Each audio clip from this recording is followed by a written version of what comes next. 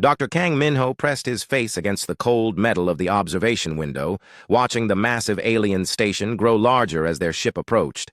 Nexus Prime looked like a giant metal flower floating in space, its petals made of shining steel and glass.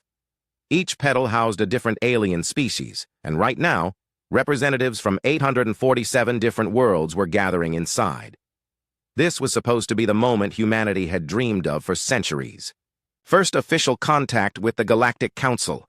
Minho had spent 10 years studying alien biology, learning their languages, preparing for this day. His hands shook slightly as he adjusted his translator device one more time. Nervous? Admiral, Park So-man asked, floating over to join him at the window.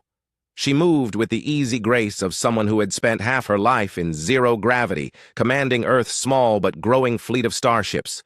Excited, Minho replied, though his voice betrayed his anxiety. Do you realize what this means? We're about to meet civilizations that have existed for thousands of years.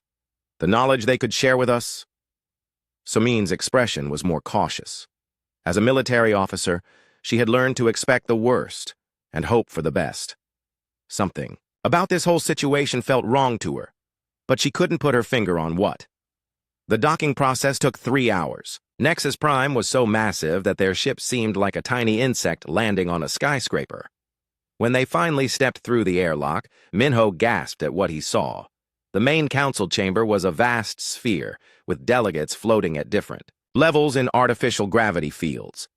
There were beings made of crystalline structures that sang instead of spoke. Creatures that looked like living clouds of gas, pulsing with inner light. Others that resembled Earth animals, but moved in ways that defied physics.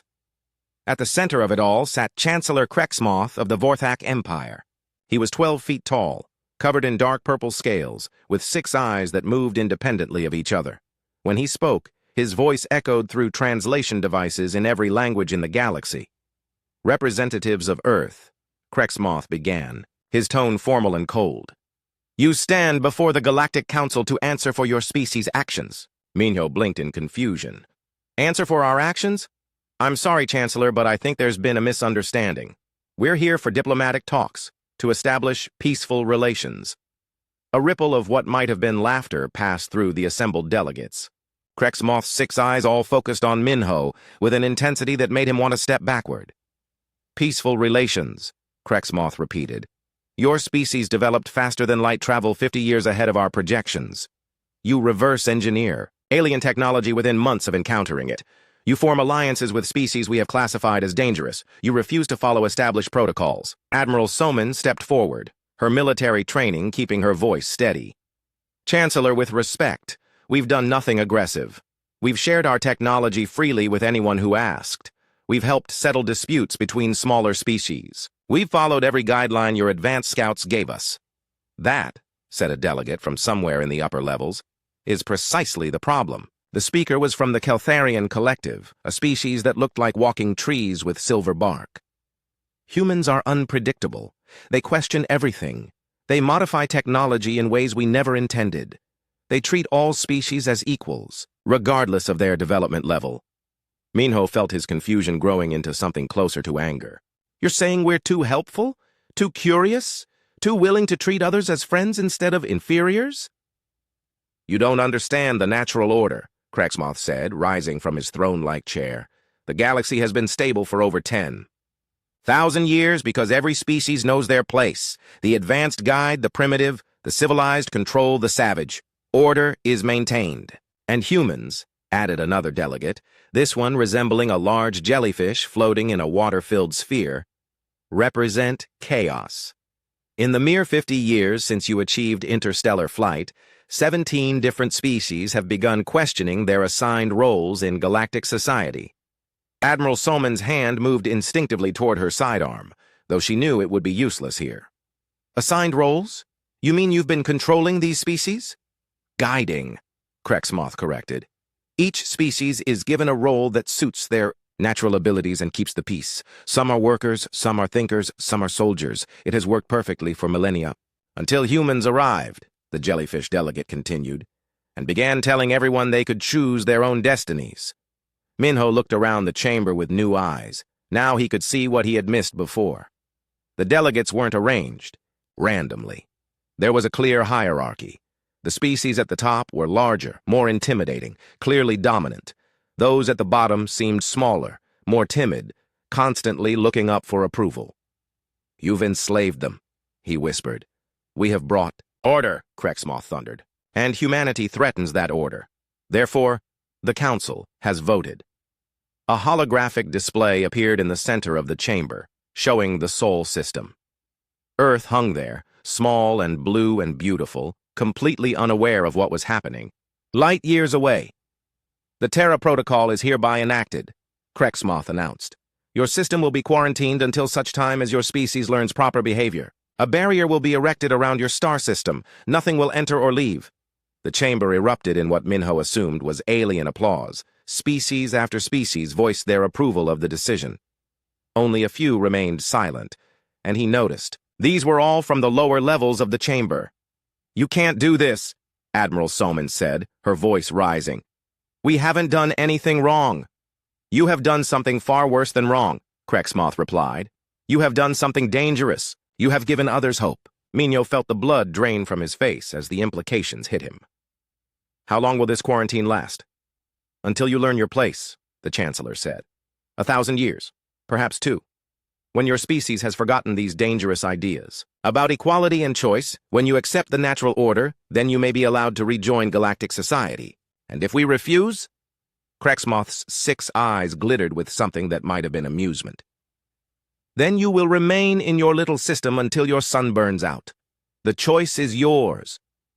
Admiral Soman stepped closer to Minho and spoke quietly. "We need to get back to Earth. Now." Minho nodded, his scientific mind already racing. During the diplomatic preparations, he had taken biological samples from dozens of alien species. Something about their genetic patterns had seemed odd, but he hadn't had time to analyze them properly. Now he wondered if those patterns might hold the key to understanding what was really happening in this galaxy. "You have 72 hours, Krexmoth announced. "All human vessels must return to your system before the barrier activates. Any found outside after that time will be destroyed." As they were escorted back to their ship, Minho caught sight of one of the delegates from the lower levels. The being looked almost human, but with silver skin and large, sad eyes. For just a moment, their gazes met, and Minho saw something there that chilled him to the bone. It was pity. The creature mouthed words that Minho's translator couldn't catch, but he read the alien's lips carefully. The message was simple and terrifying. "You are not the first."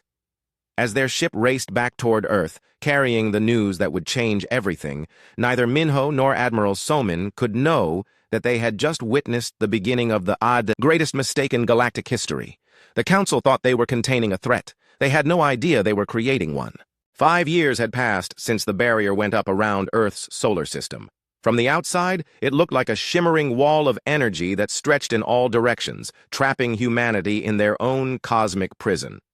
The Galactic Council had expected chaos, maybe even the collapse of human civilization. They were wrong about everything. Lee Jiho wiped sweat from his forehead as he stepped back from his latest creation. The workshop around him buzzed with activity as dozens of engineers worked on projects that would have been impossible before the quarantine. Strange as it seemed, being cut off from the galaxy had been the best thing that ever happened to human. "Technology, status report," he called out to his team. "The new quantum processors are running at 200% efficiency compared to the alien designs," shouted Bei Hyejin from across the room. She held up a device the size of a smartphone that glowed with soft blue light.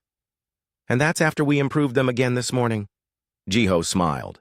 Before the quarantine, humans had been content to use alien technology as it was designed, but isolation had forced them to truly understand how everything worked, and once they understood it, they couldn't help but make it better. The door, too. The workshop slid open and Kim Nari entered. She looked tired, but her eyes held an excitement that made everyone stop what they were doing. As Earth's director of xenological studies, she had been analyzing the alien biological samples that Dr. Kang Minho had collected during that fateful diplomatic mission. "Jiho, I need to see you in my lab," she said quietly. "Bring Minho, and anyone else you trust completely." Something in her tone made Jiho's stomach turn cold. He had known Nari since university, and he had never heard her sound this serious before. 20 minutes later, a small group gathered in Nari's laboratory. Dr. Kang Minho was there, older now and bearing the weight of being Earth's chief advisor on alien affairs. Choi Daewon had come too, leaving his work on what everyone called the Shadow Fleet Project. Admiral Park Soman attended via secure video link from the Lunar Command Center. "What I'm about to show you," Nari began, "changes everything we thought we knew about the galaxy." She activated a holographic display that showed the genetic structure of various alien species. To most people, it would have looked like abstract art made of glowing dots and lines. But everyone in this room had enough scientific training to understand what they were seeing. "These are the genetic samples Minho collected 5 years ago," Nari explained. "At first, I thought there were errors in my analysis. The patterns seemed impossible." She highlighted specific sections of the genetic codes. "Look at these sequences. They're identical across completely different species. A tree-like Keltharian and a gas cloud Vorthak have the same genetic markers in their neural development pathways." Minho leaned forward, his scientific curiosity overriding his growing dread. "That's impossible. Species that evolved on different worlds can't have identical neural patterns." "Exactly," Nari said. "Because they didn't evolve these patterns. They were added artificially." The room fell silent except for the hum of equipment. Admiral Soman's voice came through the speakers, carefully controlled but tense. "Are you saying the aliens have been genetically modified?" "All of them," Nari confirmed. "Every single species in the Galactic Council has been altered in the same way. These modifications target specific brain regions responsible for creativity, aggression, and independent thinking. They've been turned down to almost nothing." Jiho felt sick. "They've been lobotomized. The entire galaxy has been lobotomized." "Worse than that," Nari continued. "The modifications include dependency genes. These species literally cannot survive without regular treatments that only the Council's technology can provide. They're not just controlled, they're addicted to their own slavery." Choi Daewon spoke for the first time since entering the lab. "How long has this been going on?" "Based on the genetic drift patterns, at least 10,000 years, Nari answered. "Maybe longer." The implications hit everyone at once.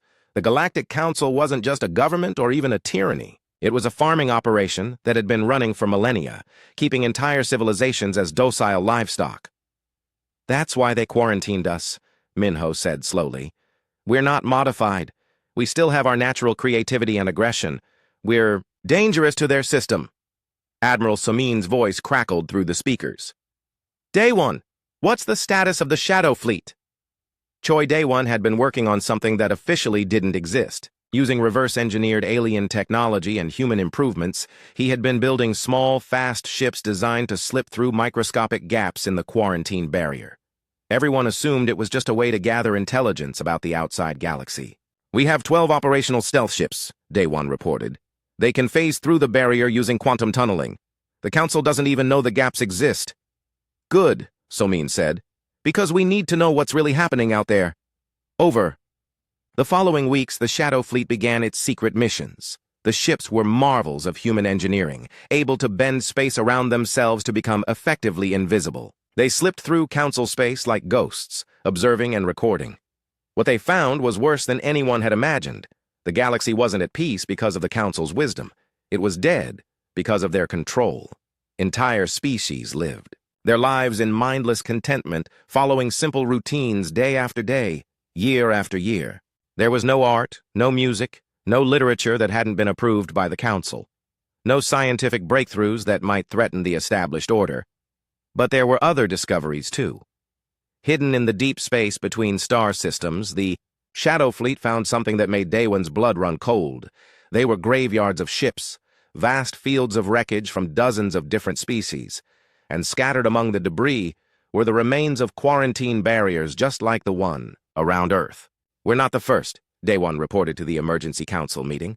"The Council has quarantined other species before, species that were too creative, too independent, too dangerous to their system." "What happened to them?" Jiho asked, though he already suspected the answer. "They're gone," Daewon said simply. "All of them.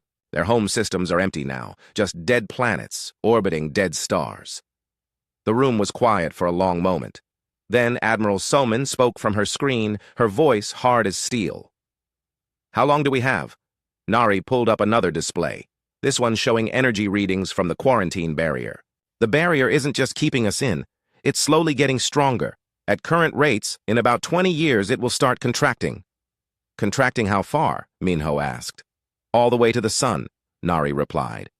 "They're going to crush our entire solar system." But instead of despair, something strange happened in that room. Jiho started laughing. Not the hysteria of someone who had broken under pressure, but the genuine amusement of someone who had just understood a joke. "What's so funny?" Soman demanded. "They made a mistake," Jiho said, wiping tears from his eyes. "The council made a huge mistake." "Explain," Daiwan said.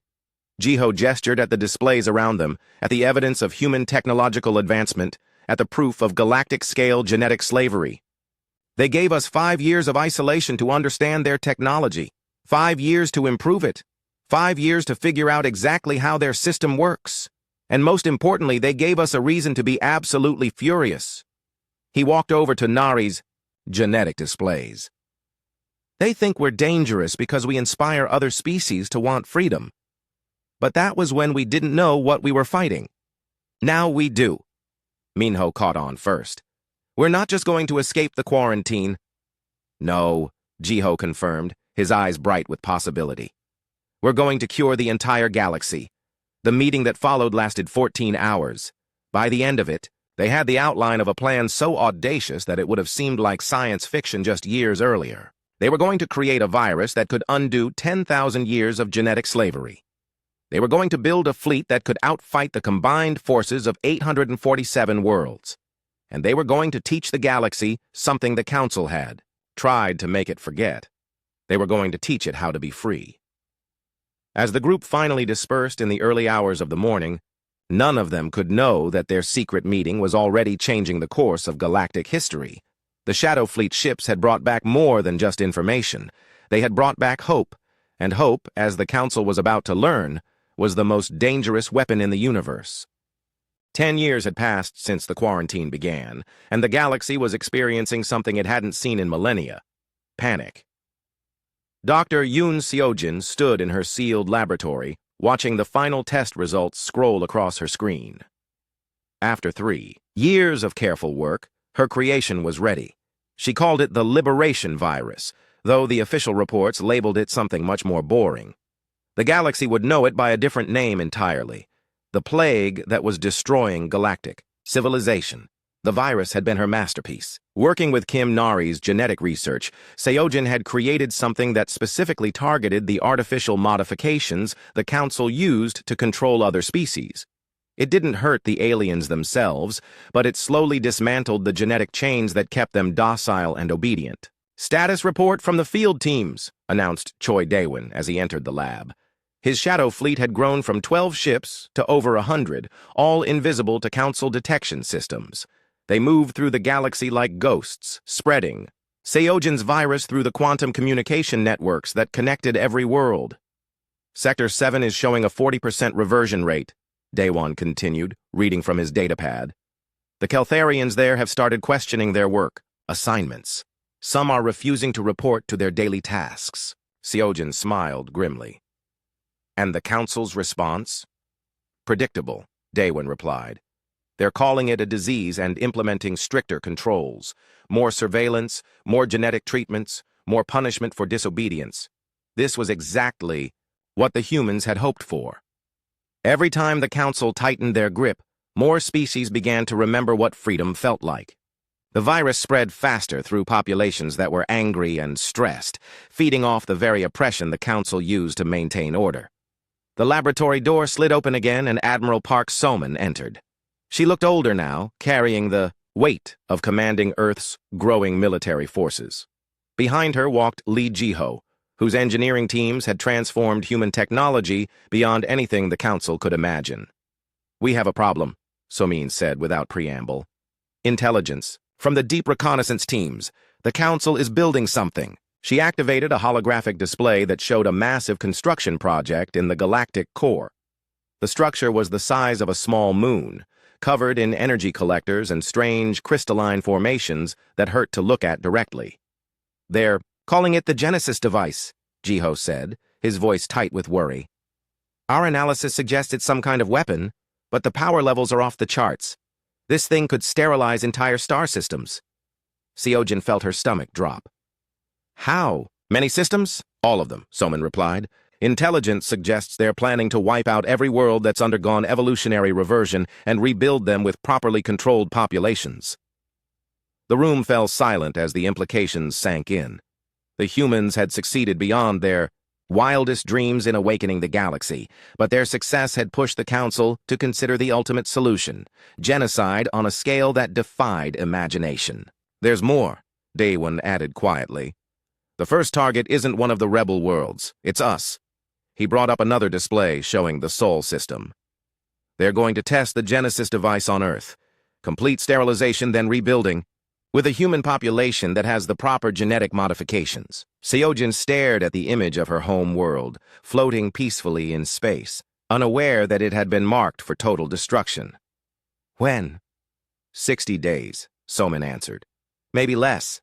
The emergency council meeting that followed brought together every major leader on Earth and the lunar colonies. Dr. Kang Minho, now elderly but still sharp, listened as the military and scientific leaders debated their options. "We could evacuate," suggested one general. "Use our stealth technology to seed human populations throughout the galaxy before they strike." "Run and hide while they murder billions?" Admiral Soman's voice was ice cold. "That's not who we are." "We could strike first," offered another voice. "Our fleet is more advanced than anything they have. We could destroy the Genesis device before it's completed." Jiho shook his head. "Their shipyards are in the galactic core, surrounded by the fleets of 800 worlds. Even with our technological advantages, we'd be outnumbered 1,000,000-1. Kim Nari had been quiet throughout the debate, but now she stood up. Everyone in the room turned to listen to the woman who had first discovered the truth about galactic slavery. "We're thinking about this wrong," she said. "We're not fighting a war against the Council. We're fighting a war against ignorance." She walked to the center of the room, where a holographic map showed the current state of the galaxy. Hundreds of worlds were marked in red, indicating those that had undergone evolutionary reversion thanks to the liberation virus. "Look at these numbers," Nari continued. "Over 200 species have begun remembering what they used to be. The Council is terrified because their system is collapsing. But we're still thinking like the small, isolated species we were 10 years ago." Minho leaned forward. "What are you suggesting?" "We don't destroy the Genesis device," Nari said, her eyes bright with possibility. "We turn it into the greatest liberation tool in galactic history."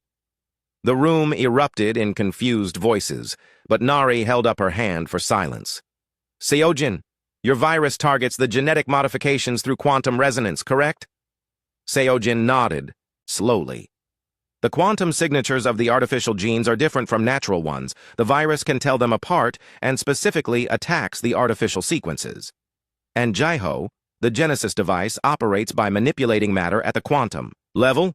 "As far as we can tell," Jiho replied, though he looked puzzled. "But Nari, that device is designed to destroy life, not preserve it." Nari smiled for the first time in weeks. "Only because the Council programmed it that way. But what if we could reprogram it? What if instead of destroying the artificial genetic modifications on a few worlds, it could remove them from every living being in the galaxy simultaneously?" The room fell dead silent as everyone processed what she was suggesting. "You want to hack the ultimate weapon of a galactic empire," Daewon said slowly, "and use it to free every enslaved species in the galaxy at once." "It's impossible," breathed one of the engineers. "It's brilliant," whispered another. Admiral Soman stood up, her decision made. "How do we do it?" What followed was the most intensive planning session in human history. Teams of scientists, engineers, and military strategists worked around the clock to devise a plan that would have seemed like fantasy just years before. The liberation virus would be modified to carry new instructions, programming that could interface with the Genesis device's control systems. Seojin's biological weapon would become a technological one, spreading through the device's quantum networks and rewriting its fundamental programming. But delivering the virus to the galactic core would require something unprecedented: the shadow. Fleet would have to abandon stealth and fight their way through the most heavily defended region of space. "We'll need a distraction," Soman said, during one late-night strategy session. "Something big enough to draw their attention away from the core worlds." Jiho grinned tiredly. "I have an idea about that. What if we gave them exactly what they think they want?" 2 weeks before the Genesis device was scheduled to deploy, every Council intelligence network received the same intercepted human transmission. Earth's military leaders were planning to surrender. Faced with inevitable destruction, humanity was ready to accept genetic modification and join galactic society as a properly controlled species. Chancellor Krexmoth himself announced the news to the Council Assembly. The human threat would finally be ended, not through destruction, but through correction. It was a perfect solution that would demonstrate the Council's mercy and wisdom. The Genesis device was put on standby while preparation began for the largest genetic modification project in galactic history. Ships carrying the necessary equipment began moving toward the Sol system from across the galaxy. None of them noticed the tiny modifications that Choi Daewon's teams had made to their quantum communication arrays during routine maintenance stops. None of them detected the microscopic changes to their computer systems, and none of them realized that humanity's surrender was not a defeat, but the final step in the most audacious plan ever conceived. In 60 days, the Council would learn that trying to correct humanity had been their greatest mistake. They would discover that some species, when cornered, don't become desperate. They become dangerous. 15 years after the quarantine began, the galaxy was breaking apart at the seams, and Dr. Kang Minho could feel time running out like sand through his fingers. He stood in the command center deep beneath the lunar surface, watching the countdown display that showed exactly 28 days until the Genesis device would be deployed. Around him, the greatest minds of humanity worked frantically on the most important project in galactic history. "Status report," Admiral Park Soman called out as she entered the chamber. Her hair had gone completely gray during the long years of preparation, but her eyes still held the sharp focus of a military commander. "The fake surrender is working perfectly," reported Choi Daewon from his monitoring station. "Council fleets are moving into position around our solar system. They think we're helpless and waiting for genetic correction." Dr. Yoon Seo-jin looked up from her biological analysis console, exhaustion written across her face. "The Liberation virus modifications are complete. Version 7.7 can interface directly with quantum control systems. But there's a problem." The room fell quiet. After 15 years of careful planning, problems this close to execution could be fatal. "The Genesis device operates on principles I've never seen before," Seo-jin continued. "It doesn't just destroy matter or energy. According to our analysis, it erases things from existence itself. When it targets something, that thing never existed in the first place." Lee Jiho stopped working on his quantum computer array and turned to face her. "Explain that in terms the rest of us can understand." "Time manipulation," Seo-jin said simply. "The device can reach backward through history and prevent its targets from ever being born. Every human who ever lived, every city we ever built, every idea we ever had, all of it would be erased from the timeline." Minho felt the blood drain from his face. "And if we try to reprogram it and fail? Then not only does humanity cease to exist," Seo-jin replied, "but we never existed in the first place. No one would remember us. No one could miss us, because from their perspective, we were never here." The weight of that revelation settled over the room like a heavy blanket. They weren't just risking their lives, or even their species. They were risking their entire existence across all of time. Kim Nari had been quiet during the exchange, studying readouts from the deep space monitoring stations. Now she spoke up, her voice carefully controlled. "There's something else," she said. "Our long-range sensors have detected energy signatures from other parts of the galaxy. The Council isn't just planning to use the Genesis device on us." She brought up a galactic map that showed energy buildup patterns across dozens of star systems. Each one corresponded to a region where species had undergone evolutionary reversion and begun remembering their freedom. "They're going to erase everyone," Nari continued. "Every species that has started to wake up, hundreds of billions of sentient beings across the galaxy, all removed from existence as if they never lived." Admiral Somin studied the display with the cold calculation of a military strategist. "How many species are we talking about?" 237 confirmed targets, Nari replied. Maybe more. The room was silent for a long moment. Finally, Jiho spoke up. Then we don't have a choice, he said. We either succeed, or the galaxy becomes nothing but slaves and slavers for all eternity. Minho looked around at the faces of his colleagues, these brilliant people who had spent 15 years preparing for this moment. They had known the risks from the beginning, but the full scope of what they were attempting was only now becoming clear. Are we ready? He asked quietly. Daewon checked his console one more time. The Shadow Fleet is in position, 150 ships, all equipped with the modified virus and stealth technology. They're stationed at key quantum relay points throughout the galaxy. Biological systems are prepared, Seojin reported. The virus will spread through the Council's own communication networks within hours of deployment. Engineering teams confirm all modifications to the quarantine barrier are complete, Jiho added. We can bring it down and convert it to a weapon. System on command. Soman nodded grimly. Military forces are ready. Every ship we have, every weapon we've built, every advantage we've gained over 15 years of preparation. Then we proceed, Minho said. May whatever gods are watching forgive us for what we're about to do. The plan began with a simple message, transmitted to Chancellor Krexmoth aboard his flagship, which had taken position just outside the Sol system's quarantine barrier. This is Admiral Park Soman of the Earth Defense Force, the transmission began. Humanity formally surrenders to the authority of the Galactic Council. We request immediate genetic correction to bring our species into compliance with Galactic's law. The response came within hours.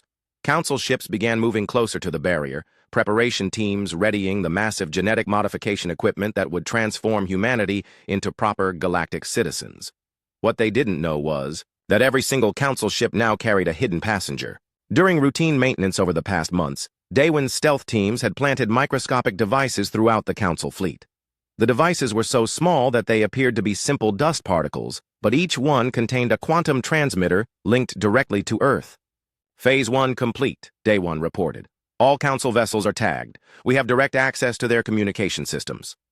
Meanwhile, in deep space, something was happening that would have horrified the Council if they had known about it. The Genesis device, that ultimate weapon designed to erase entire species from existence, was receiving new programming. The Liberation virus had evolved far beyond its original design. What had started as a simple biological weapon had become something unprecedented, a quantum information system capable of rewriting reality itself at the molecular level. Virus deployment successful, Seojin announced. It's spreading through their quantum networks faster than we projected. The Genesis device control systems are being infected as we speak. On the main display, they could watch the infection spread like digital wildfire through the Council's most secure networks. The virus didn't destroy anything. It simply rewrote the fundamental programming of every system it touched. 15 minutes to barrier deactivation, Jiho reported. Council ships are moving into final position.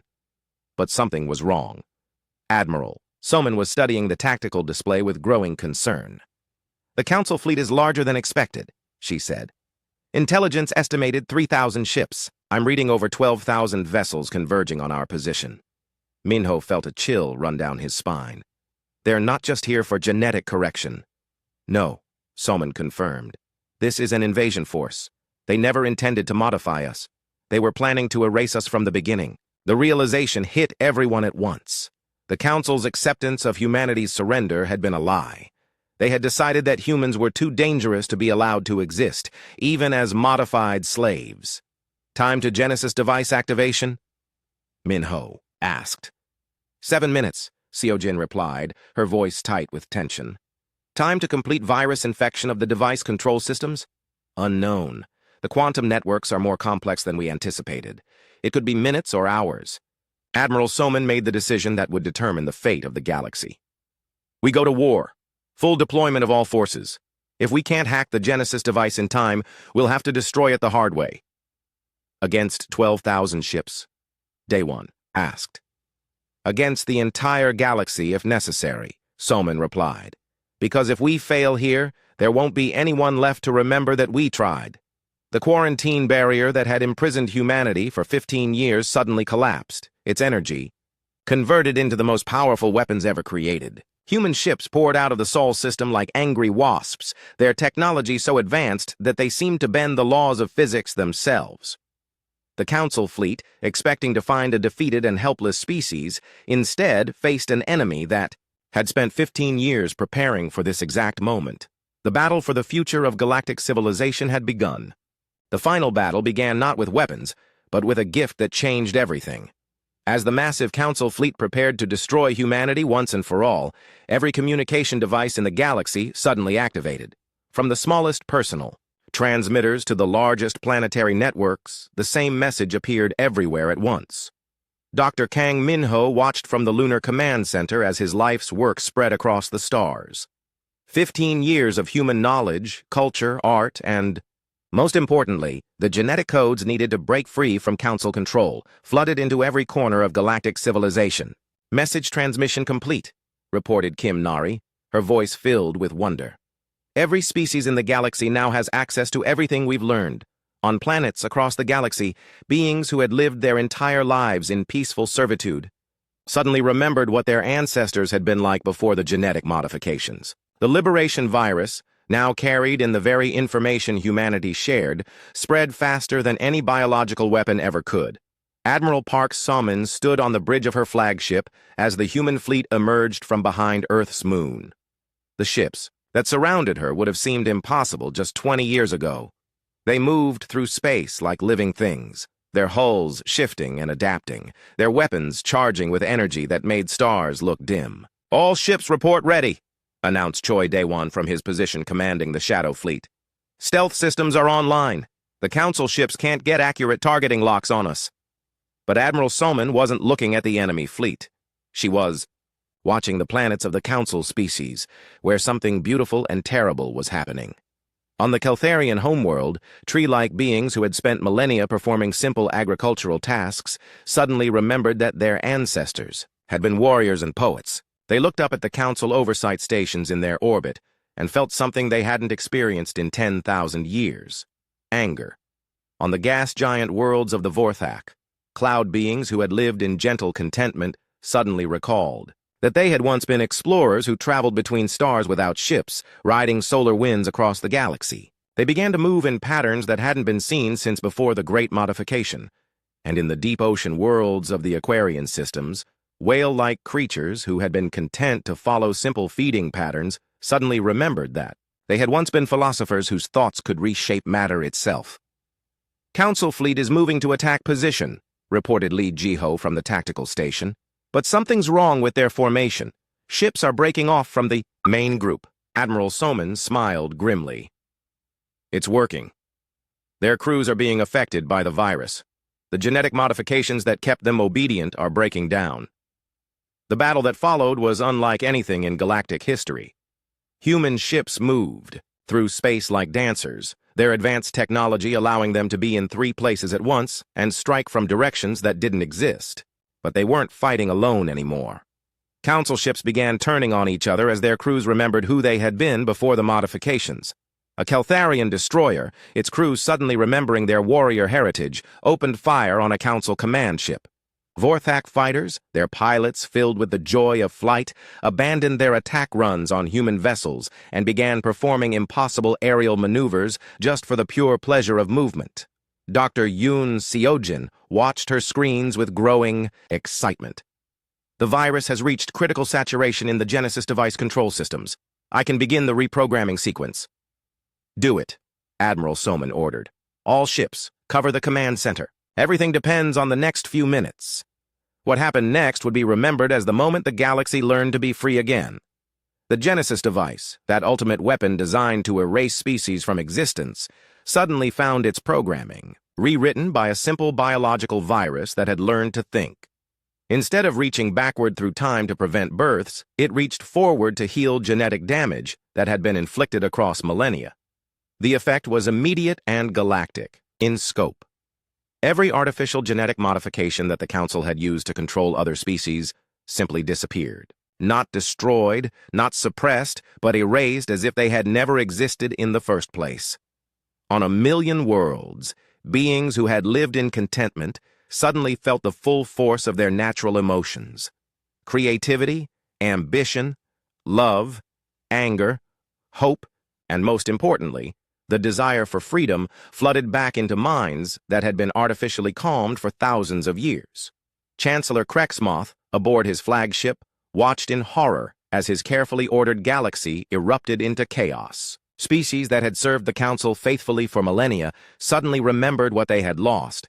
His own crew, their Vorthak genetic modifications neutralized, looked at him with eyes that burned with 10,000 years of suppressed rage. "Sir," his communications officer said, her voice shaking with barely controlled fury, "we're receiving surrender requests from across the fleet. The crews. They're remembering what we did to them." But Krexmoth wasn't listening. He was staring at a tactical display that showed the impossible.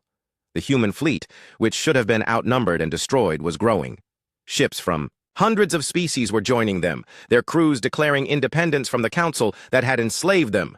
"Destroy them all!" Krexmoth screamed, his 6 eyes blazing with desperate fury. "Activate all Genesis devices. Erase every rebel." "World!" His weapons officer, a being whose species had once been proud warriors before the modifications, looked at the Chancellor with disgust. "No, sir. We're done taking orders from you." The Council's greatest weapon became their downfall in more ways than one. As the Genesis device's influence spread across the galaxy, it didn't just free individuals. It freed entire civilizations from the technological dependence that the Council had built into every system. Suddenly, species that had relied on Council technology for everything from food production to space travel found that they could do it all themselves. Better than before, in fact, because they now had access to human innovations that made the Council's technology look primitive. Choi Daewon's voice crackled over the communication system. "Council resistance is collapsing across the galaxy. We're getting reports of uprisings on over 600 worlds. The Council's planetary governors are either surrendering or being overthrown by their own populations." Admiral Soman nodded, but her expression remained serious. "What about the Council core worlds? The species that have been in charge for millennia?" Kim Nari looked up from her monitoring station, her face pale. "They're changing too. The Genesis device didn't just target the slave species, it's removing all artificial genetic modifications, including the ones that made the Council species feel superior to everyone else." For the first time in galactic history, the rulers were experiencing the same freedom they had denied to others, and they were discovering that without their artificial enhancements, they were no different from any other species in the galaxy. The war that had begun as a desperate last stand by one small species ended with something unprecedented: the peaceful surrender of the largest empire in galactic history. Dr. Kang Minho, now ancient but still curious, stood in the observation deck of the new Galactic Freedom Station, built where the Council's headquarters had once stood. Through the transparent walls, he could see ships from 1,000 different species coming and going freely, their crews working together on projects that would have been impossible under the old system. Status report from the exploration fleets announced a young Keltharian officer who wore the uniform of the new Galactic Alliance. "The former quarantine zones have been cleared. All 17 species that the Council tried to erase have been restored to the timeline." Minho smiled. The Genesis device, reprogrammed by human ingenuity and alien cooperation, had done more than free the current galaxy. It had reached back through history and undone the Council's greatest crimes, bringing back species that had been erased from existence itself. A Vorthak engineer floated past the observation deck, working with a human technician to install new communication arrays. They were laughing together at some shared joke, their natural curiosity and creativity finally free to flourish. "Grandfather Minho," said a young voice behind him. He turned to see his great-granddaughter, who had been born into a galaxy where freedom was normal and slavery was just a dark memory. "Yes, child? Why did the Council try to quarantine Earth? Didn't they know it would just make humans angry?" Minho chuckled, remembering that first diplomatic meeting so many years ago when everything had changed. They thought they were containing a threat. They never realized that the most dangerous thing about humans isn't our technology or our aggression. "What is it then?" "It's our belief that everyone deserves to be free," Minho replied, watching as a Aquarian philosophy ship gracefully danced through space with a human exploration vessel. "And once that idea gets loose in the galaxy, nothing can stop it. The Quarantine that was meant to isolate Earth had become the catalyst for the greatest liberation in galactic history. And as new species continued to discover what freedom meant, the legacy of humanity's defiance spread to corners of the universe that the Council had never even known existed.